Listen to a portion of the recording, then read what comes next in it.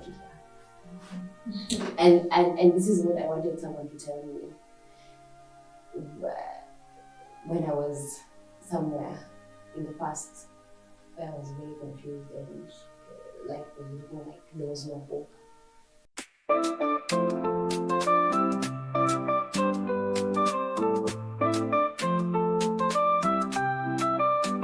In every heart, a hopeful plea for good things coming wild and free. Don't know tomorrow, but we believe new good moments we conceive. Youth for Christ, a hopeful sign. Young heart shining, truly divine. There the hope is spirit bright, guiding us with all the light. See the energy strong and clear, helping hands banishing fear. Volunteer. Hello viewer, and welcome to Youth for Christ series, a series meant for young people where we invite them to come and share their hopes, aspirations, joys and challenges, especially as we celebrate the Jubilee of the Youth. I am your host, Sr Agatha Zimba of the Daughters of St. Paul, and today I have a very special guest. She will say a little bit about herself. Welcome. Thank you so much, Sister Agatha. I'm so happy to be here. So my name is Moraa. I am an advocate and I'm also a musician, and I'm an animator of MOM in my local parish, Jordan Parish, Kimero. And you could go to my YouTube channel and see my songs. I sing for Mary, mostly Marian songs, and I'd be happy to have your support. Thank you. Okay, tell us about your family. How many are you in the family, and anything about your family? So we are 6 children in our family, a very big family. Then obviously my mom and dad. And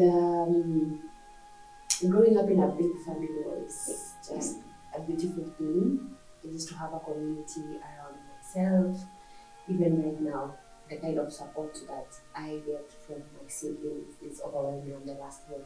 So I really enjoy the benefits of having older siblings who you can seek directions from, advice. It's a beautiful thing. And right now, just supporting each other in faith and holding each other when things are not going well, it's the best thing to have.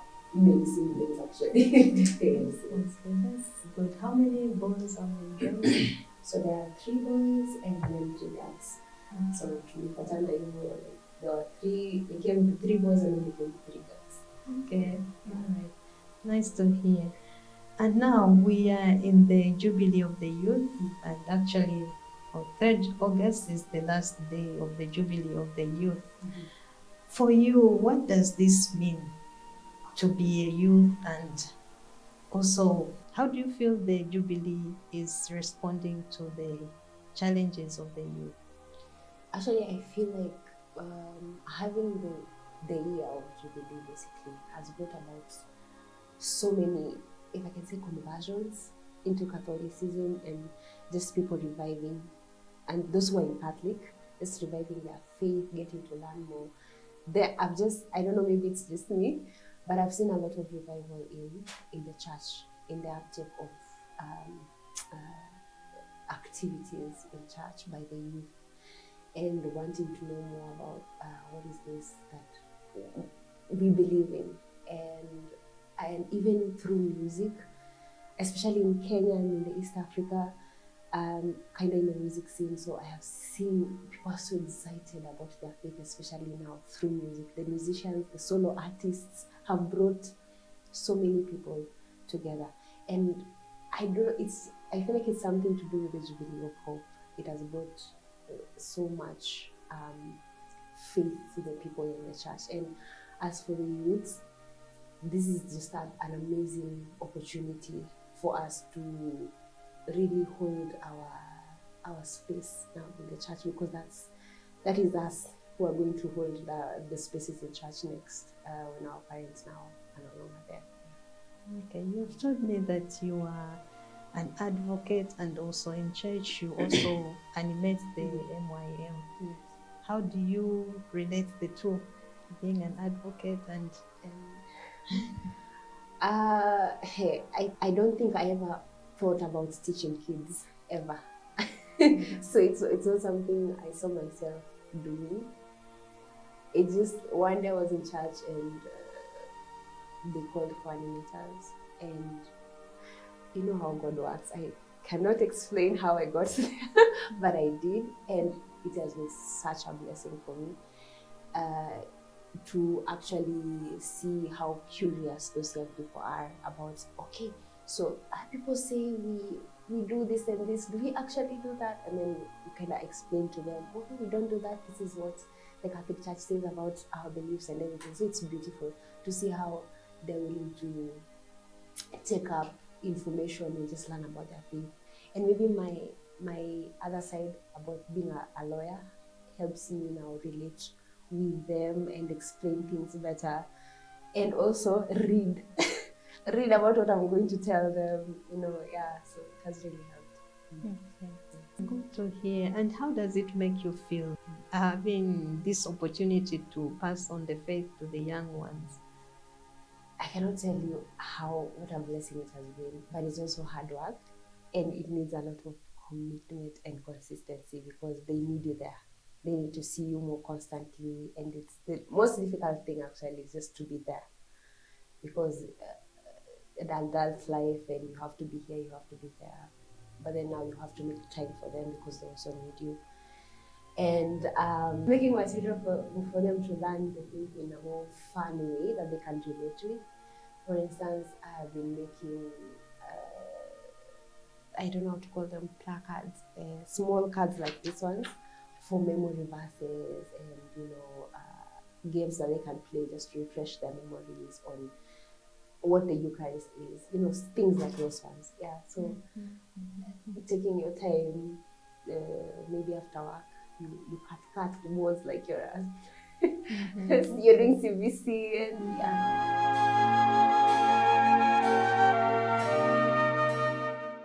Being an advocate, what challenges do you face? How is it being an advocate? Yeah, maybe somebody out there you'll be an inspiration for somebody who wants to become an advocate. Well,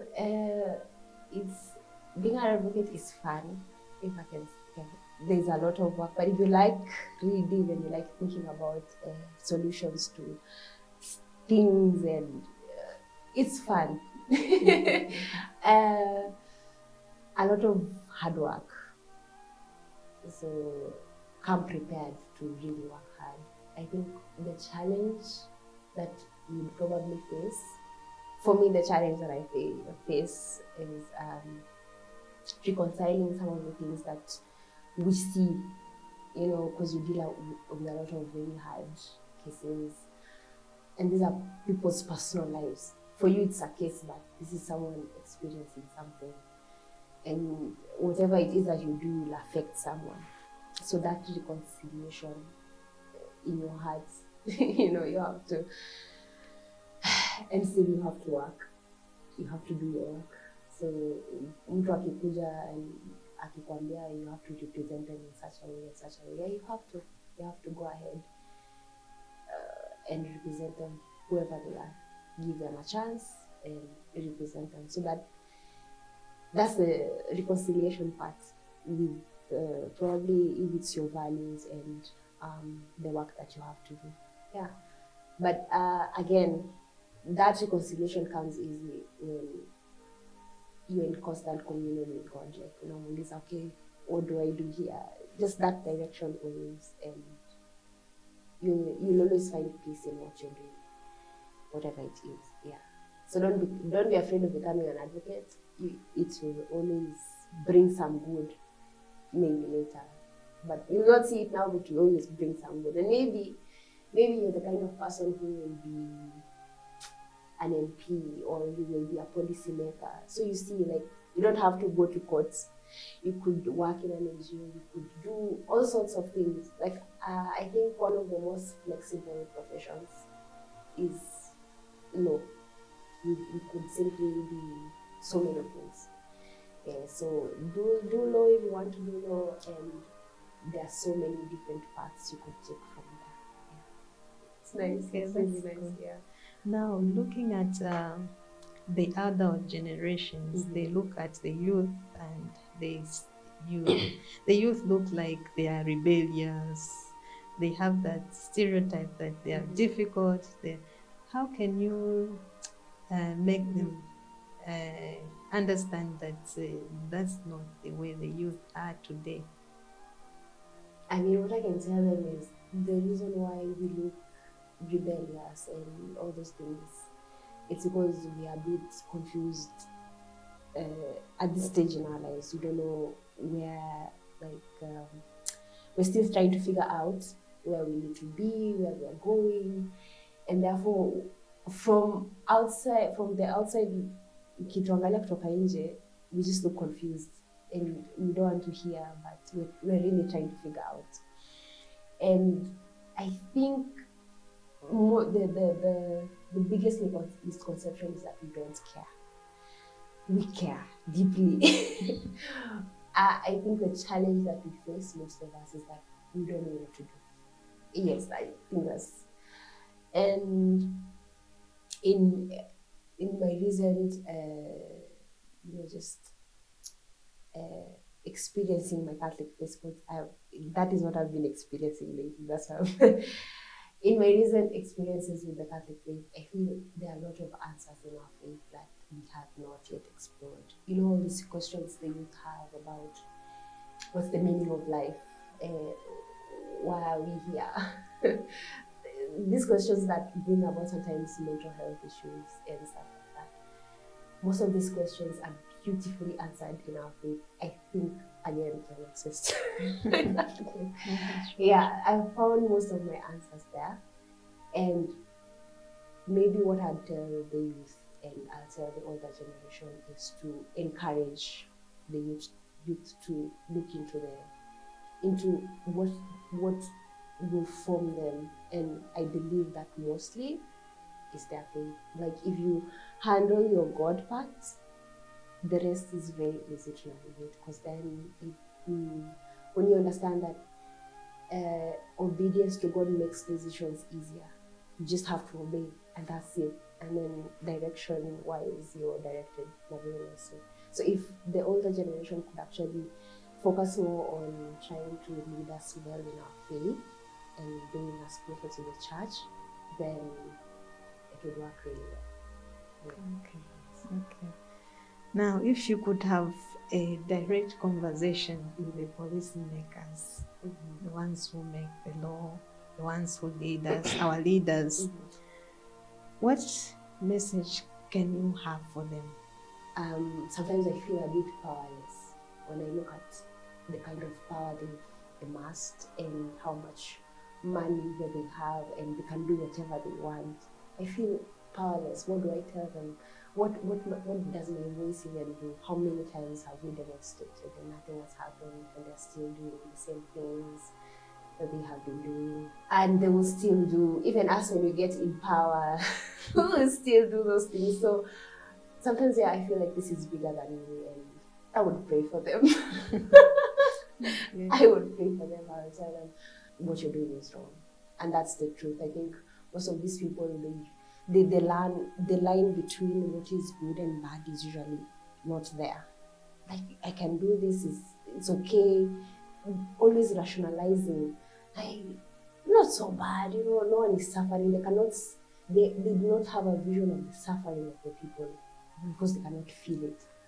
So if someone could just look them in the face, the people around them, and tell them this is wrong, whether you like it or not, whether you go to India, come back to Kenya, go to South Africa, nowhere in this earth will it make it right. Whether that makes an impact or not, they have to know the truth. The truth is, what you're doing is wrong. Full stop. Okay. And to your fellow youth, any word of encouragement, especially those who have lost hope in life? What word of encouragement can you give them? This is quite the opposite of what they want to hear. And this is what I wanted someone to tell me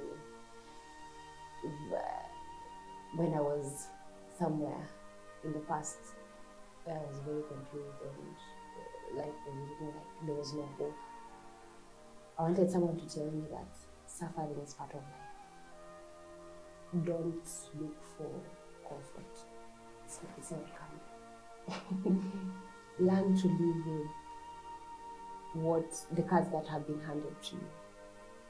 The more you escape them and don't want to deal with them, the more suffering you experience. So where you are and whatever you're feeling, that hopelessness, take it up, give it to God, and then tell him, okay, what do I do with this?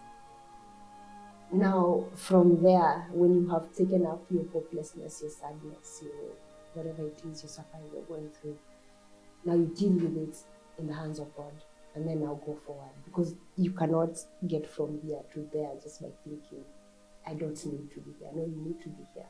There's something you need to learn from where you are right now. So hold that suffering, kabisa. Yeah, and then now give it to the person who can actually handle it. That is God, and then I'll move with him. Yeah. Okay. As we wind up with our program, any parting shot? My fellow Catholics, and I would really, really encourage us to study our faith. Full stop. It's beautiful. It's just beautiful. Just study it. Yeah. Study your faith. Pray the rosary. That's it. Yeah. You will thank me later. One of those things. You will thank me later. Yes. Okay. Yes. So thank you very much, Moraa, for coming through and for sharing your life. I'm sure a youth watching this will be inspired either to become an advocate. You're a person of so many things. An advocate, a musician, an animator, all those. And to whoever youth who is going through a lot, there is always light at the end of the tunnel. And I would like to encourage you, young person, to be always faithful to your God and to know your faith, study your faith. That is the only way that you can navigate through the life's challenges. Thank you very much, viewer, and don't forget to like, share, tell your friends to tell your friend about this good news. And as we celebrate the Jubilee of the young people, I wish you all the best, and let us be pilgrims of hope. Thank you, Moraa, and thank you to the technical team. Bye-bye, and God bless you. Bye-bye.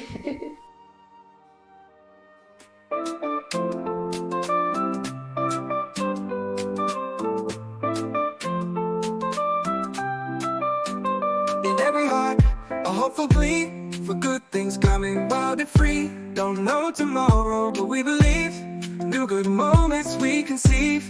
Youth for Christ, a hopeful sign, young heart shining, Julie.